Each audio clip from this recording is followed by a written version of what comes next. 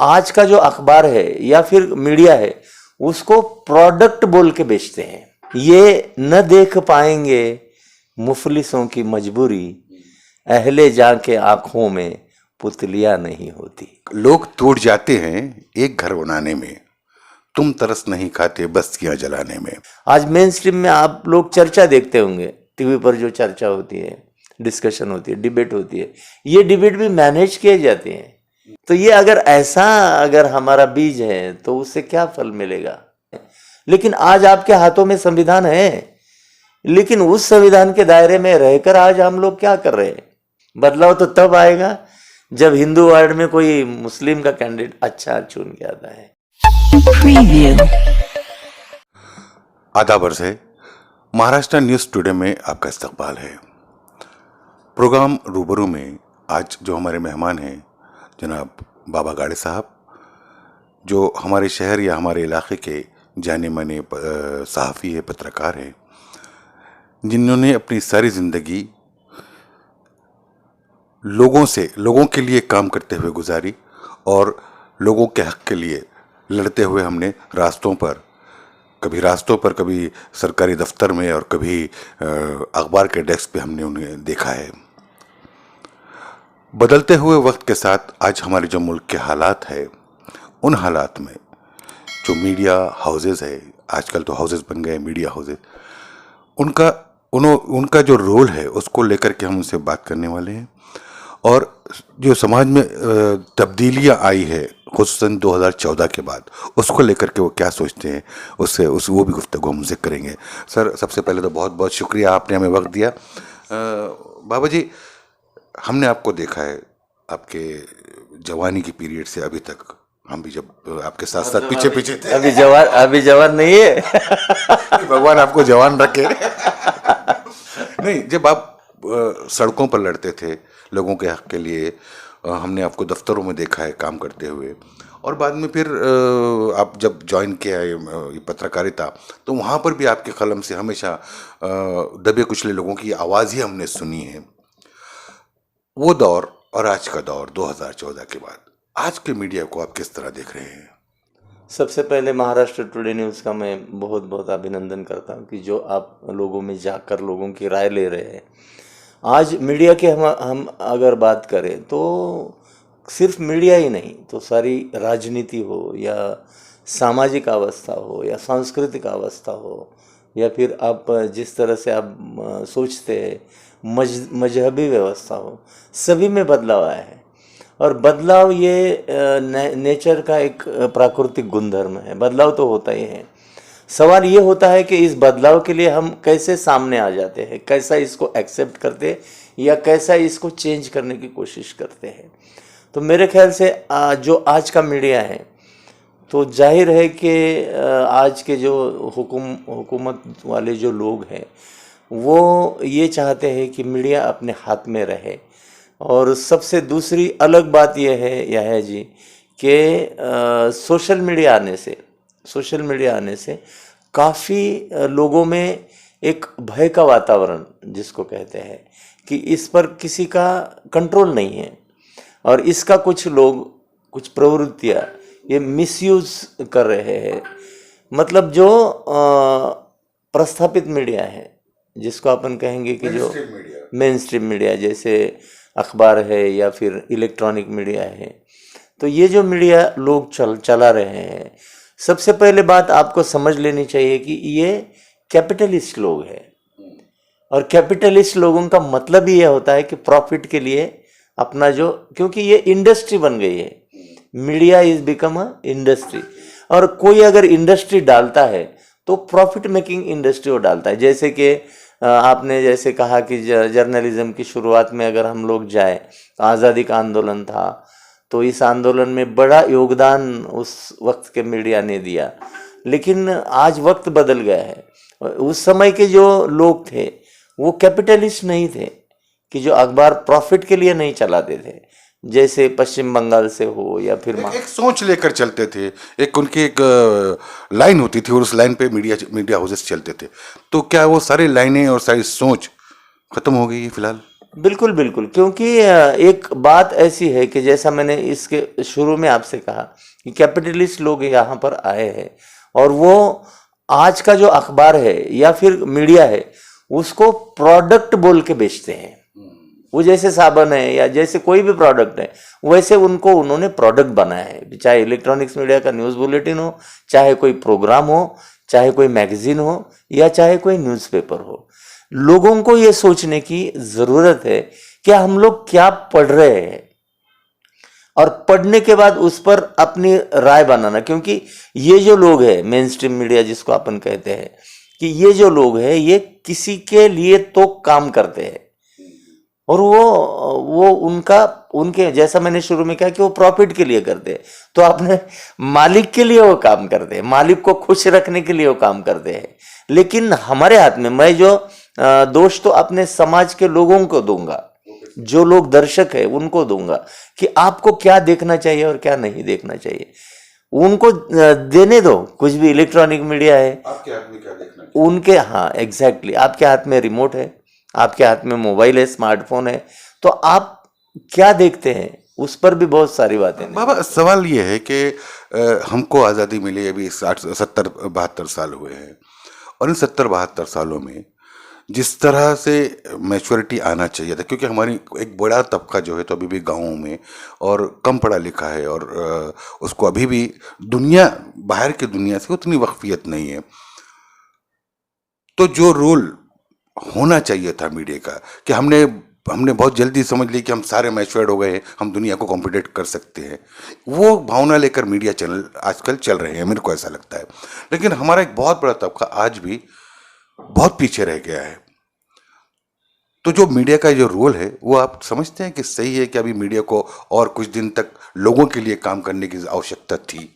नहीं, ये जो अपेक्षा आप व्यक्त कर रहे हैं, जैसा कि मैंने शुरू में कहा कि हम अपेक्षा किससे करें। एक शेर मैं आपको सुनाता हूँ कि ये शजर सियासी है, ये शजर सियासी है, इनसे छांव मत मांगो, इनमें टहनियाँ तो है पत्तियां नहीं होती, ये न देख पाएंगे मुफलिसों की मजबूरी, अहले जां के आंखों में पुतलियां नहीं होती। क्या बात है, बहुत बहुत खूबसूरत। एक शेर मैं भी ऐड कर देता हूँ, आपने एक जीरो किया तो लोग टूट नहीं सर, लोग टूट जाते हैं एक घर बनाने में, तुम तरस नहीं खाते बस्तियां जलाने में। आज हमारे मुल्क में कई शहर है जहाँ पर बस्तियाँ जलाई जा रही है, जहाँ पे विशेष एक समुदाय के खिलाफ जो है तो नफरतों का माहौल बना दिया गया है। और ये जो बेचैनी एक दूसरे के बीच में है, मैं नहीं समझता हूँ कि सारे के सारे एक तबका गलत हो सकता है या सारा का सारा एक तबका सही हो सकता है। कुछ उसमें भी अच्छे लोग होते हैं, कुछ इस तबके में भी अच्छे लोग होते हैं। ये जो सियासत है, ये जो नफरतों की बीज बो रही है, ये इसका अंजाम आप क्या देखते हैं एक सियासी एक पत्रकार? मैं ये आपको बता रहा था कि आपने अपेक्षा की ये मीडिया से और इससे, इसलिए मैंने कहा कि ये अपेक्षा करने का वक्त ही नहीं है।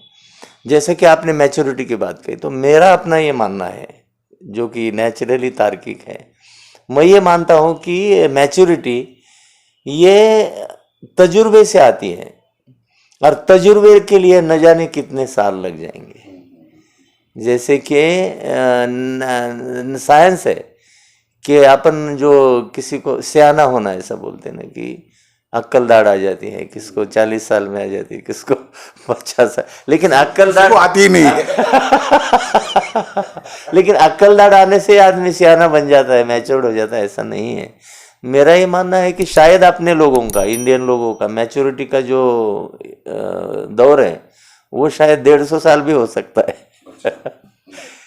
क्योंकि ये मैच्योरिटी लाने के लिए साइंस कितना भी प्रोग्रेस कर ले, कोई इंजेक्शन तो है ही नहीं कि अपन एक मैच्योरिटी का इंजेक्शन दे देंगे और उससे लोग सुधर जाएंगे, ऐसी बात नहीं है। आपने जो सवाल पूछा, ये मैं ये सोचता हूं कि इसके लिए अगर कोई जिम्मेदार है तो अपने जज्बात जिम्मेदार है। हर समाज, हर तबका आज जज्बात पे जी रहा है और लोग जज्बात का फायदा उठा रहे, इमोशनैलिटी, इसका फायदा लोग उठा रहे हैं। जैसे कि अगर कोई जाति या धर्म के लोग कोई अगर चीज करते हैं या उनको बहकाया जाता है या उनको ब्लैकमेल किया जाता है या उनको डाइवर्ट किया जाता है, उनका माइंड डाइवर्ट किया जाता है। और यह है भाई कि मुझे ऐसा लगता था कि गए 1.5-2 साल में हम लोग कोरोना की महामारी से गुजर रहे हैं। मुझे ऐसा लगता था कि लोगों ने इसमें जीना सीखा होगा। जिस तरह से अपन लोग देखे हैं जलते हुए, मरते हुए, आप जानते होंगे कि लोगों ने देखा है कि किसी भी जाति और मजहब का इससे कोई वास्ता नहीं था, कोई वास्ता नहीं था। फिर भी लोग, ये जैसे ही कम हुआ आज, फिर लोग अपने जाति और धर्म के घर के ऊपर वापिस आ रहे हैं।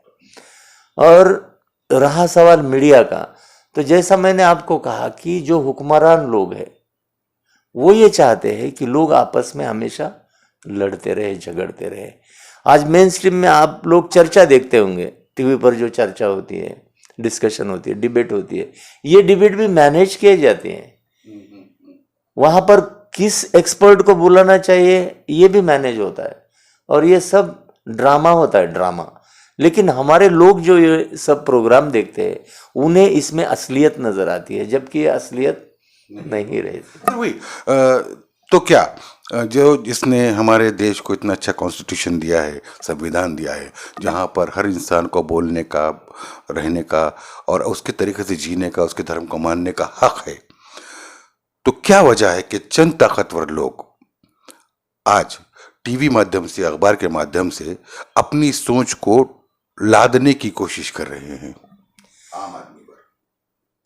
ये जो कॉन्स्टिट्यूशन है अपना, इस पर कौन अमल कर रहा है आज के दौर में? वही लोग कर रहे हैं जिन पर अन्याय और अत्याचार होता है या होता रहा है।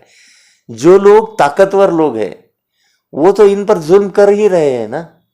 वो तो लोग कॉन्स्टिट्यूशन को नहीं मानते।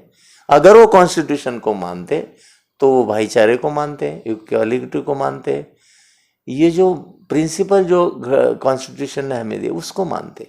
लेकिन ये लोग जो जुल्म करते हैं समाज के ऊपर, धर्म के नाम से राजनीति करते हैं, चाहे वो किसी भी धर्म का हो। जैसे मैंने इमोशंस की बात की थी, तो हम लोगों को सभी को पता है कि जब इलेक्शंस आते हैं तो हर पार्टी के जो लोग हैं, मैं तो ये कहता हूं कि हमारे लोगों ने, हमारे इंडिया के हर वोटर ने ये बात सोचनी चाहिए कि जो भी आने वाले इलेक्शन में या कोई भी इलेक्शन में कोई अगर झंडे की राजनीति करता है, कोई मजहब की राजनीति करता है, तो हमें उसे रोकने की जरूरत है।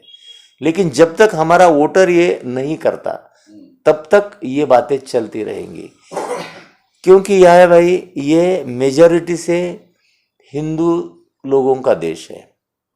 ओके, यानी यहाँ पर उनकी मेजॉरिटी है, ऐसा कहा जाता है। तो अगर मेजॉरिटी के लोग अगर इस तरह से बर्ताव करने लगे तो कभी भी इस देश में माइनॉरिटी के लोग आगे नहीं आ सकते। तो जो लोग मेजॉरिटी में हैं, उनके वो जो लोग हैं उनको सारी पार्टियों ने, जैसे कि डायरेक्टली अगर अपन बात करते हैं तो एमआईएम की समझो बात करते हैं, तो एमआईएम के जो इंचार्ज है, जो प्रमुख है असदुद्दीन जी ओवैसी, उन्होंने ये भी बात सोचनी चाहिए कि अगर मुझे मेरे लोगों को आगे ले जाना है, इनका अन्याय और अत्याचार कम करना है, इन्हें मेन स्ट्रीम में मुझे लाना है, तो जो लोग जुड़ सकते हैं सारे समाज में से, उनको भी अपने साथ में लेने की कोशिश करनी चाहिए। नहीं तो फिर वो लोगों में जो लोग एक हिंदुत्व के नाम पर संगठन चलाते हैं, तो ये लोगों में और ये बाकी लोगों में क्या फर्क होगा? जो कॉन्स्टिट्यूशन सियासी मैच्योरिटी आने की अभी आवश्यकता है, बहुत अभी वक्त है। और आप जैसे कह रहे हैं कि हो सकता ना भी आए हमारी जिंदगी की।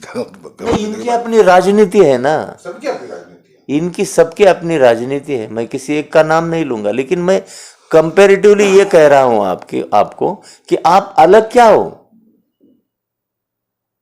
जो लोग धर्म की राजनीति से आगे चल रहे हैं उनसे हम लोग, या कोई रिपब्लिकन पार्टी का भी कोई अगर नीला झंडा लेकर और बाबा साहब का नाम लेकर राजनीति करता है तो ये तो फिर हम लोग वही रास्ते पे जा रहे हैं जो हमें पसंद नहीं है। तो ये सबको लेकर अगर हम चले, या फिर उनको बाबा साहब की जो संकल्पना थी, मैं आपको बता दूं कि रिपब्लिकन पार्टी ऑफ इंडिया का स्थापना करने की उनकी जो सोच थी, और उन्होंने जो सोचा था कि इसमें सारे समाज के लोग इसमें आने चाहिए, तो ये जो सपना था। लेकिन हम लोग आज पार्टियां भी जाति और धर्मों में बांट दी ना, तो ये अगर हमारा बीज है तो उससे क्या फल मिलेगा। रही मीडिया की बात जो अपन चर्चा कर रहे हैं, तो मीडिया भी आज बटा हुआ है ना। कोई तो एक चैनल कोई अच्छी लाइन लेकर चलता है तो उसे लोग लाइक नहीं करते।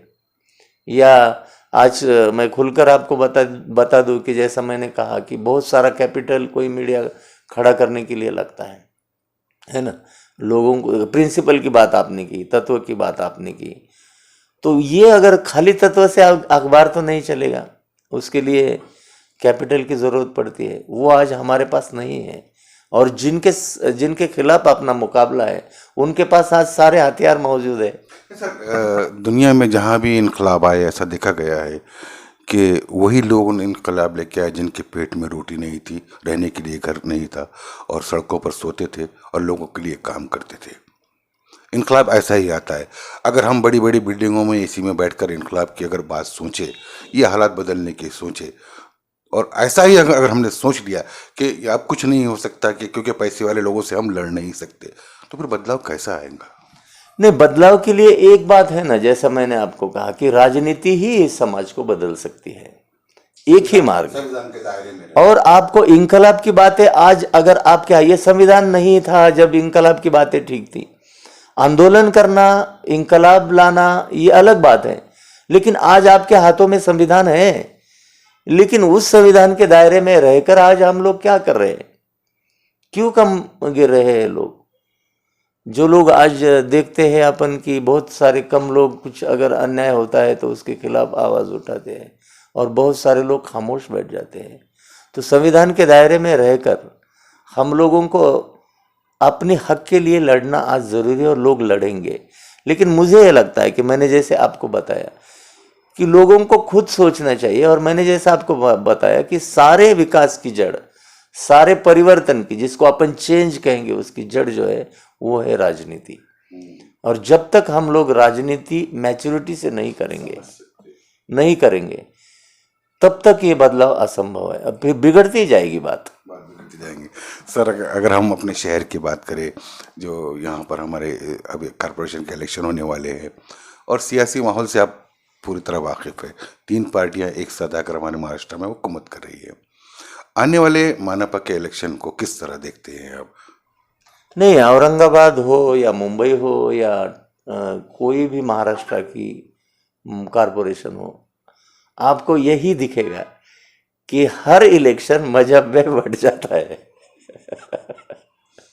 ये सच्चाई है, सच्चाई है कि जहाँ जो वार्ड ज़्यादा मेजॉरिटी में, जहाँ हिंदू मेजॉरिटी में, वहाँ हिंदू कैंडिडेट, जहाँ मुस्लिम ज़्यादा है वहाँ मुस्लिम कैंडिडेट, जहाँ दूसरे लोग ज़्यादा है वहाँ SC ST के जो कॉन्स्टिट्यूशन है वो लोग। तो फिर इसमें विकास की बात कहाँ आई आया जी? हम लोग तो अपने लोगों को चुन कर दे रहे हैं ना। बदलाव तो तब आएगा जब मुस्लिम वार्ड में कोई अगर दूसरा आदमी चुन के आता है, दूसरे समाज का आदमी चुन के आता है। बदलाव तो तब आएगा जब हिंदू वार्ड में कोई मुस्लिम का कैंडिडेट अच्छा चुन के आता है।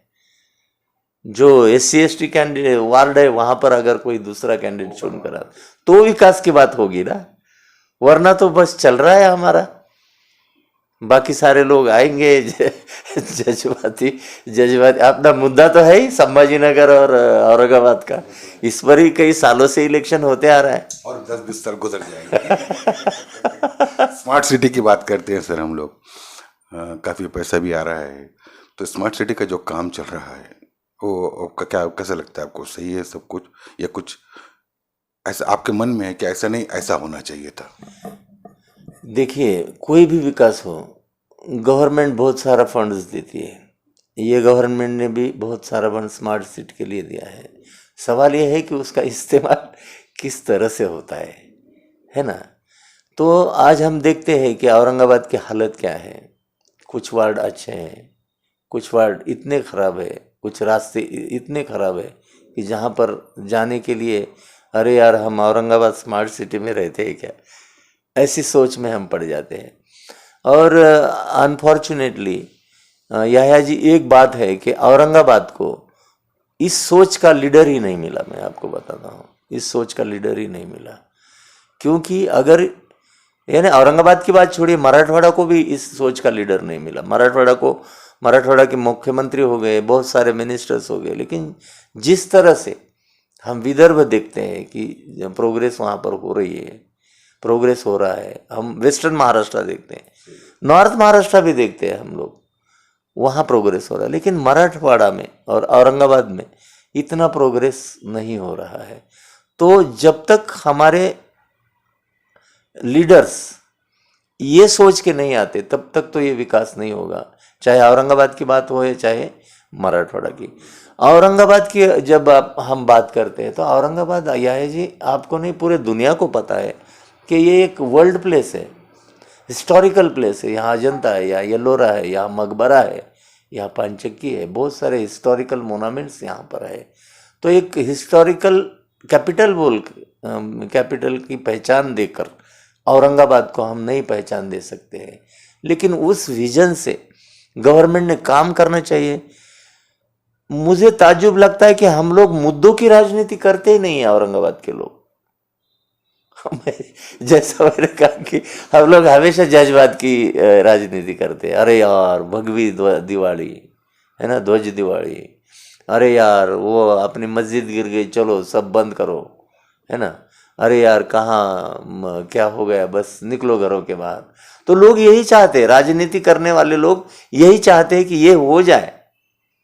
मॉब भी जो है तो ज्यादातर वही बातों को इकट्ठा होता है, उनकी भी मजबूरी है। मजबूरी नहीं है उनकी, मॉब की मजबूरी नहीं है, नहीं, ये राजनीति। लीडरों की मजबूरी है ना। अगर आप वैसा उनको बुलाएंगे राइट। तो देखते हैं, उम्मीद करते हैं कि इस बार विकास की राजनीति पर ये इलेक्शन हो। उम्मीद करते हैं कि विकास की राजनीति, विकास के लिए ये इलेक्शन। यह जी, अभी हम लोग देखते हैं कि लोगों में मतलब जो चर्चा हम मीडिया की कर रहे थे, तो मीडिया की अभी कल एक बात, एक कौन एक्ट्रेस है उसने एक बात कही, कंगना रनौत ने, कि आज़ादी हमें भीख में मिली है। तो यहाँ पर ऐसे बहुत सारे लोग हैं जो जनता में संभ्रम निर्माण करने की बात करते हैं। जनता में कहीं ना कहीं प्रॉब्लम हो, डिबेट हो, झूठा डिबेट हो, इस तरह की बातें वो लोग करते हैं। तो हमें ये सोचना चाहिए कि अगर ऐसी ताकतें हमारे बीच आती है तो उनका मुकाबला भी हमें एक सिटीजन बोलकर करना चाहिए। कितने लोगों ने उसका कंडेम किया, निषेध किया, ये भी तो बात सोचनी चाहिए ना। वहाँ तो उस हॉल में तो तालियां बजाई जा रही थी इस बात की। एग्जैक्टली, मुझे उसका तो ताज्जुब नहीं लगता कि वो तो चलो है ही, सन की एक्ट्रेस जिसको अपन कहते हैं वो तो है ही, लेकिन लोग तालियां बजाते हैं। तो ये जो बातें हैं ये सभी ने सोचने की मुझे लगता है ज़रूरत है। खाली मीडिया की ही ये जिम्मेदारी नहीं है, तो अपनी जिम्मेदारी नागरिकों की ये ज़्यादा है कि हम लोग क्या देखें, क्यों नहीं देखें। हम लोग जब अगर ये प्रोडक्ट बन गया है तो हम लोग अगर दुकान में जाते हैं, कपड़ा खरीदते हैं, सोना खरीदते हैं या कोई अनाज खरीदते हैं, तो हम लोग अच्छा देख कर ही खरीदते हैं। तो जो अच्छा है वो पढ़ने की कोशिश करो, जो अच्छा है वो देखने की कोशिश करो। ये दूसरों को दोष देने की बात नहीं है। सर एक आखिरी सवाल, बाबा साहब ने जो संविधान बनाया था हमारे मुल्क में, जो संविधान हमको दिया एक तोहफे के तौर पर, तो बाबा साहब के दिमाग में और संविधान बनाने वालों के दिमाग में ये बात थी कि भाई ये चीज़ें जो हम बना रहे हैं वो इंसानों के लिए बना रहे हैं, इस देश में इंसान रहेंगे और उसका ये संविधान का इस्तेमाल करेंगे। लेकिन उसका आज जिस तरह इस्तेमाल हो रहा है तो लगता है कि इंसान ही इस्तेमाल कर रहे हैं या उनका। यह है जी, इसका जवाब बाबा साहब ने खुद पार्लियामेंट में दिया था जब कॉन्स्टिट्यूशन डिबेट्स चल रही थी। तो मैंने मतलब उनका ये स्पीच है कि मैंने इस देश के लिए एक मंदिर बनाया है, इसमें अच्छे लोगों को जाना चाहिए, शैतान को जाना चाहिए, ये आप लोगों को सोचने की ज़रूरत है। ये मैं आपके हाथ में तलवार दे रहा हूँ या ये माचिस की डब्बी है, इसका जो उपयोग है ये कुछ अच्छी चीज़ें बनाने के लिए करना है, किसी को जलाने के लिए करना है। तो जैसे लोग, मैंने बहुत अच्छी कॉन्स्टिट्यूशन देने की कोशिश की है, दिया है, लेकिन इसका इस्तेमाल लोग किस तरह से करते हैं उस पर ही इसका जो सक्सेस है वो निर्भर है। और आज हम लोग देखते हैं कि बाबा साहब की याद हमें कब आती है? जब कोई प्रॉब्लम है। बाबा साहब के संविधान की याद कब आती है? जब किसी पर अन्याय होता है, जब किसी पर जुल्म होता है। वैसे डे टू डे में तो कोई बाबा साहब का नाम नहीं लेता, लेकिन जब राजनीति की बात आती है, जब जुल्म की बात आती है, तभी संविधान की याद आती है। लेकिन संविधान हमारा एक बहुत ही बड़ा ग्रंथ है, उसका आचरण करते हुए उसको याद करना चाहिए। जैसे कि हम लोग, छोटी छोटी बातें हैं यार, कि जैसे हम ट्रैफिक रूल फॉलो कर रहे हैं, बातें छोटी सी है लेकिन है तो कॉन्स्टिट्यूशन वाली ना, कि भाई लाल बत्ती दिखी है रुकना चाहिए, कितने लोग रुकते हैं। तो ये छोटी बातें हैं, इसमें अगर हम अमल करें तो अपने आप अच्छे संविधान पर हम लोग अमल कर सकते हैं। और जैसा कि अपनी चर्चा हुई कि राजनीति में अगर अच्छे लोग हम चुन कर दे तो वो वहाँ संसद में जाकर अच्छा काम करे, कॉन्स्टिट्यूशन पर अमल करे। तो ये सारी बातें हैं, बहुत सारे इश्यूज हैं। ये तो आपने एक इंटरव्यू में ये वक्त की कमी है, लेकिन आपसे बात कर सर बहुत अच्छा लगा। आपने हमें वक्त दिया और जो भी आपकी जो सोच है जो लोगों तक पहुंचना ज़रूरी है, इसलिए हम आप तक आए, आपके पास आए हैं, आपने वक्त दिया उसके लिए बहुत बहुत शुक्रिया। शुक्रिया, थैंक यू। ये थे बाबा गाड़े साहब, सीनियर पत्रकार, सीनियर सहाफ़ी। अच्छे लोगों को सियासत में आना चाहिए ताकि जो हमारा संविधान है और संविधान को समझकर उस पर अमल करें तो हर आदमी को इंसाफ मिलने की उस संविधान में गारंटी है। शर्त यह है कि अच्छे लोग सियासत में आए। जज्बात की सियासत चाहे किसी भी तबके की हो, उस तबके को हमेशा नुकसान पहुंचाती है। ये बाबा ने कहा है। हम उम्मीद करते हैं कि अच्छे लोग सियासत में आए और हमारा जो संविधान है, हमारा जो कॉन्स्टिट्यूशन है, उसने हर आदमी को जीने के लिए प्रॉपर बराबर हक दिया है। शर्त यह है कि आप उसको समझें और उस पे छोटी छोटी चीज़ों को लेकर अमल करें, तो हम आदी होंगे संविधान को इस्तेमाल करने के। अगले हफ्ते ऐसे ही किसी मेहमान के साथ आपकी हम मुलाकात करवाएंगे। तब तक के लिए मैं अपनी टीम के साथ आपसे इजाज़त चाहता हूँ। जय हिंद, खुदा हाफिज़, नमस्कार।